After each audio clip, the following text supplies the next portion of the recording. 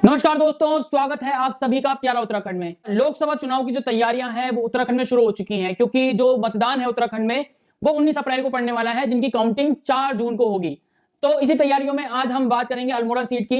Almora seat से जहां पर चिर प्रतिद्वंदी जो कि लगातार पिछले 3 साल से एक दूसरे के अपोजिट उठ रहे हैं, प्रदीप टम्टा कांग्रेस से और अजय टम्टा भारतीय जनता पार्टी से। 2 बार इसमें 2014 और 2019 की बात करें तो अजय टम्टा ने बाजी मारी, और 2009 की बात करें तो 2009 में प्रदीप टम्टा ने वहां से बाजी मारी थी। और अब 2024 में एक बार फिर से अजय टम्टा और प्रदीप टम्टा एक दूसरे के आमने सामने होंगे। भारतीय जनता पार्टी का अजय टम्टा 22 तारीख को यानी कि कल अपना नामांकन करेंगे, और उसके बाद बात बता दें आपको कि कांग्रेस के जो प्रदीप टम्टा है वो 27 मार्च को अल्मोड़ा सीट से अपना नामांकन करेंगे। ये जो अल्मोड़ा की सीट है इसी के बारे में इस वीडियो में हम चर्चा करेंगे कि पिछला क्या रिकॉर्ड रहा है अल्मोड़ा की सीट का, कौन कौन से प्रत्याशी हैं जो यहां से जीते हैं, किन किन प्रत्याशियों की जमानत जब्त हुई है और अल्मोड़ा का समीकरण क्या कहता है। सबसे पहले बात करते हैं चुनाव तैयारियों पर। तो चुनाव की तैयारियां उत्तराखंड में जोर शोर से चल रही हैं। उत्तराखंड में 5 लोकसभा सीट आती हैं, टिहरी, हरिद्वार, गढ़वाल, नैनीताल और अल्मोड़ा। तो आज हम अल्मोड़ा की बात करेंगे। अल्मोड़ा में चौथी बार प्रदीप टम्टा के सामने अजय टम्टा होंगे, जिसमें से जो पिछले 3 चुनाव हुए हैं उसमें से एक बार कांग्रेस के प्रदीप टम्टा ने जीत हासिल की 2009 में, तो वहीं 2 बार भारतीय जनता पार्टी के अजय टम्टा ने जीत हासिल की। सबसे पहले बात करते हैं अल्मोड़ा का समीकरण क्या कहता है। अल्मोड़ा में आपको बता दें कि अल्मोड़ा में 4 डिस्ट्रिक्ट आते हैं। जो अल्मोड़ा लोकसभा सीट है उसके अंदर 4 डिस्ट्रिक्ट आते हैं, पिथौरागढ़, बागेश्वर, अल्मोड़ा खुद और चंपावत, ये 4 डिस्ट्रिक्ट आते हैं। और विधानसभा की बात करें तो अल्मोड़ा के अंदर 14 विधानसभाएं आती हैं।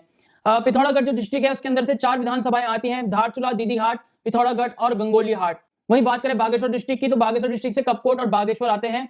वहीं अल्मोड़ा से द्वारहाट, साल्ट, रानीखेत, सोमेश्वर, अल्मोड़ा और जागेश्वर आते हैं, और चंपावत से लोहाघाट और चंपावत। तो ये 14 जो विधानसभाएं सीटें हैं वो अल्मोड़ा के जो लोकसभा सीट है उसके अंदर आती हैं। समीकरण भी आपको बता दें कि हाल ही में 2 साल पहले यहां पर विधानसभा चुनाव हुए हैं उत्तराखंड में, जिसमें भारतीय जनता पार्टी ने बहुमत से जीत हासिल की। लेकिन जो अल्मोड़ा की सीट है, जो अल्मोड़ा के अंदर 14 विधानसभाएं आती हैं, उन 14 विधानसभाओं में भारतीय जनता पार्टी 9 में जीत हासिल कर पाई है, और 5 विधानसभाओं में कांग्रेस को जीत मिली है। वो 5 विधानसभाएं कौन सी हैं? एक तो धारचूला है, एक पिथौरागढ़ है, एक द्वारहाट है, एक अल्मोड़ा खुद और एक लोहाघाट। तो ये 5 विधानसभाएं हैं जिसमें कि कांग्रेस ने 2022 का जो विधानसभा चुनाव हुआ है उसमें बाजी मारी है, और बाकी की 9 विधानसभाओं में भारतीय जनता पार्टी ने बाजी मारी थी। हालांकि विधानसभा के मुद्दे अलग होते हैं और लोकसभा के मुद्दे अलग होते हैं। लोकसभा में जो राष्ट्रीय नेता होता है उसकी छवि को भी देखकर लोग वोट करते हैं। जैसे कि 2014 में हमने देखा था कि किस तरह से मोदी की लहर चली थी, तो 2014 में 5 की 5 सीटें उत्तराखंड से भारतीय जनता पार्टी को मिली, और 2019 में भी वही मोदी 2.0 की जब लहर चली तो 5 की 5 सीटें फिर से भारतीय जनता पार्टी ने अपने खेमे में की। तो वहीं इस बार भारतीय जनता पार्टी जब 400 पार एनडीए 400 पार का नारा दे रही है, तो ऐसे में उत्तराखंड की जो 5 विधानसभा सीटें काफी महत्वपूर्ण हो जाती हैं। क्योंकि जब लोकसभा चुनाव की बात करें तो पिछले 3 जो लोकसभा चुनाव हुए हैं उत्तराखंड में क्लीन स्वीप हुआ है। 2009 की बात करें जब यूपीए 2 की सरकार थी तो पांचों की 5 सीट उत्तराखंड की यूपीए की सरकार को ही गई थी। उसके बाद जब 2014 में एनडीए की सरकार बनी तो 5 की 5 सीटें 2014 में बीजेपी को गई। जब 2019 में फिर से एनडीए की सरकार बनी तो ये 5 की 5 सीटें उत्तराखंड की बीजेपी को ही गई। और अब 2024 में देखना ये होगा कि जब एक तरफ जो मुद्दे हैं, जो भारतीय जनता पार्टी है वो 400 पार का नारा दे रही है, मोदी 3.0 की तैयारी कर रही है, तो वहीं कांग्रेस जो देश के मुद्दे हैं वो ना उठा के राज्य के मुद्दे उठा रही है इस लोकसभा चुनाव में उत्तराखंड में। देखना ये होगा कि इस बार वोटर्स कितना अपना वोट कौन सी पार्टी को देते हैं, ये देखने वाली बात होगी।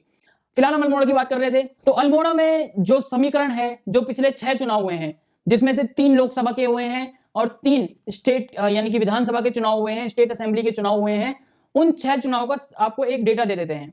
सबसे पहले बात करेंगे 2009 में जो लोकसभा के चुनाव हुए थे, उसमें अल्मोड़ा में कांग्रेस को 41% वोट मिले थे और भारतीय जनता पार्टी को 40% वोट मिले थे। वहीं बसपा ने भी इस 2009 के चुनाव में 9% वोट हासिल किए थे। तो यानी कि 2009 में प्रदीप टम्टा जीत कर आए थे 41% वोट से। तो वहीं बात करें 2012 में जो असेंबली इलेक्शन हुए थे, विधानसभा चुनाव हुए थे, उसमें अल्मोड़ा में 38% वोट कांग्रेस ने हासिल किए थे और 36% वोट भारतीय जनता पार्टी ने हासिल किए थे और 10% वोट बसपा को मिले थे।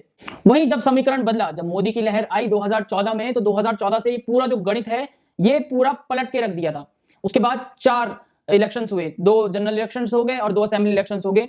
चारों में भारतीय जनता पार्टी ने पीछे नहीं देखा। 2014 की बात करें, भारतीय जनता पार्टी को 53% वोट मिले, कांग्रेस को 38% वोट मिले। 2017 में भारतीय जनता पार्टी को 2017 में जो विधानसभा चुनाव हुए थे उसमें भारतीय जनता पार्टी को 46% वोट मिले, कांग्रेस को सिर्फ 39% ही वोट मिले। 2019 में जो इलेक्शंस हुए थे, जनरल इलेक्शंस हुए थे, मोदी 2.0 जब मोदी की लहर फिर चली थी, तब उसमें रिकॉर्ड अल्मोड़ा में 65% वोट भारतीय जनता पार्टी को मिले और 31% वोट कांग्रेस को मिले। वहीं 2022 में जब पिछले साल विधानसभा चुनाव हुए तो उन चुनाव में 46% वोट बीजेपी को मिले और कांग्रेस को 40% वोट मिले। इसमें आपको एक बात बता दें कि 2012 तक बसपा और बाकी पार्टियां भी दिख रही थी अल्मोड़ा में, लेकिन 2014 के बाद, जब 2014 में इलेक्शंस हुए तो उसके बाद उत्तराखंड से बसपा का नाम बिल्कुल ही हट गया है। अल्मोड़ा की जो ये संसदीय सीट आती है, जो अल्मोड़ा के अंदर 14 विधानसभाएं आती हैं, इनमें बसपा, बहुजन समाजवादी पार्टी का नाम पूरी तरह से हट गया है। इसमें सिर्फ अब 2 ही पार्टियों के बीच टक्कर है, भारतीय जनता पार्टी और कांग्रेस। 2019 की बात करें तो 2019 में जो रिकॉर्ड आप देख रहे हैं आपकी स्क्रीन के आगे कि किस तरह से जो चुनाव हुए 2019 के जनरल इलेक्शंस में, एक रिकॉर्ड 2 लाख से ज्यादा वोटों से भारतीय जनता पार्टी जीत के आई अल्मोड़ा से। और बता दें आपको कि जो अजय टम्टा है, बीजेपी को जो वोट मिले 65%, वो लगभग 4,30,455 वोट पड़े। और कांग्रेस की बात करें तो कांग्रेस को 2,09,836 वोट पड़े, 31%, टोटल 6,62,613 वोटों में से। जो 14 की 14 विधानसभाएं हैं, एक भी ऐसी विधानसभा नहीं थी 2019 में जहां पर बीजेपी हारी हो। इन 14 की 14 विधानसभाओं में से बीजेपी को भर भर कर वोट मिले। कांग्रेस का वोट परसेंट बहुत ही ज्यादा कम था, गिरता गया। एक भी ऐसी 14 में से कोई भी विधानसभा सीट नहीं थी जब 2019 के लोकसभा चुनाव में कांग्रेस आगे नजर आई हो। वहीं आपको बता दें कि 2019 में जब जनरल इलेक्शन हुए थे, लोकसभा चुनाव हुए थे, तब अल्मोड़ा से सिर्फ 2 ही प्रत्याशी थे जो अपनी जो जमानत थी वो बचा पाए। बीजेपी और कांग्रेस के प्रत्याशी, उनको छोड़कर कोई भी प्रत्याशी अल्मोड़ा में अपनी जमानत नहीं बचा पाया 2019 में।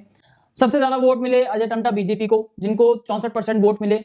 वहीं प्रदीप टम्टा को 30% वोट मिले। नोटा में 2% वोट गए हैं, लगभग 15,500 वोट नोटा में गए हैं। उसके बाद आपको बता देंगे कि चौथे नंबर पर बीएसपी के सुरेंद्र धोनी थे, जिनको 1% वोट मिला है, यानी कि लगभग 10,190 वोट अल्मोड़ा से मिला है। उसके बाद यूपीपी के विमल आर्या थे, जिन्हें मात्र 1% वोट यानी कि लगभग 5,351 वोट मिले हैं। उसके बाद यूके के डी के आई आर्या थे, जिनको भी 1% वोट मिला है, ना के बराबर ही समझ लेते हैं, 4,000 वोट मिला है। उसके बाद लास्ट में द्रौपदी वर्मा थी यूके डीडी के, जिनको 0% वोट मिला है, यानी कि लगभग 3% या 0.5% कह सकते हैं, 3,000 वोट मिले हैं।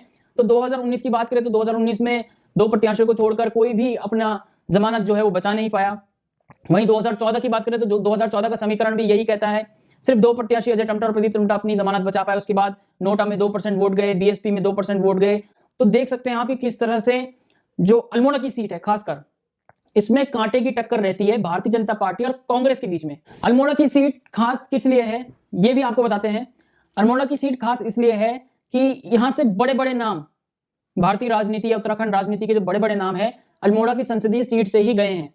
सबसे बड़ा नाम आता है मुरली मनोहर जोशी का, जो कि सन 1977 में अल्मोड़ा की सीट से जीते थे।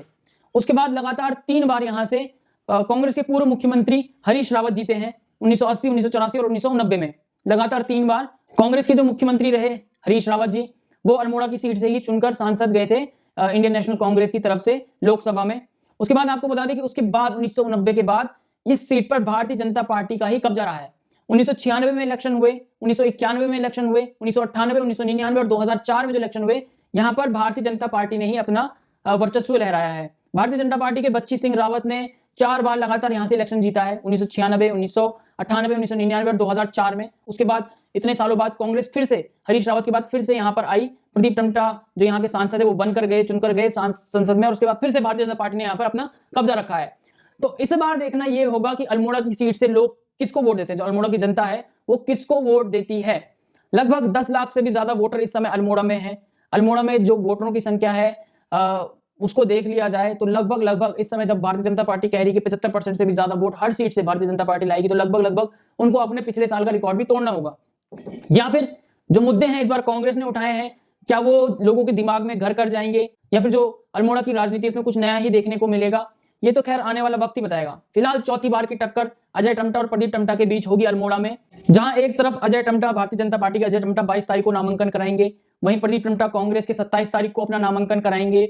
27 तारीख आखिरी डेट है नामांकन की। उसके बाद 28 तारीख को नामांकन की जांच होगी, 30 तारीख को नामांकन आखिरी वापस लिया जा सकेगा, और उसके बाद 19 अप्रैल को, अगले महीने 19 अप्रैल को, जब 30 दिन से भी कम समय रह गया है, जनता अपना वोट देगी और 4 जून को काउंटिंग होगी।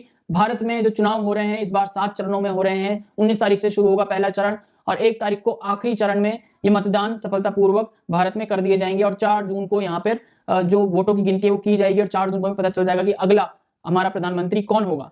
फिलहाल के लिए प्यारा उत्तराखंड में इतना ही। जय हिंद, जय भारत, जय उत्तराखंड।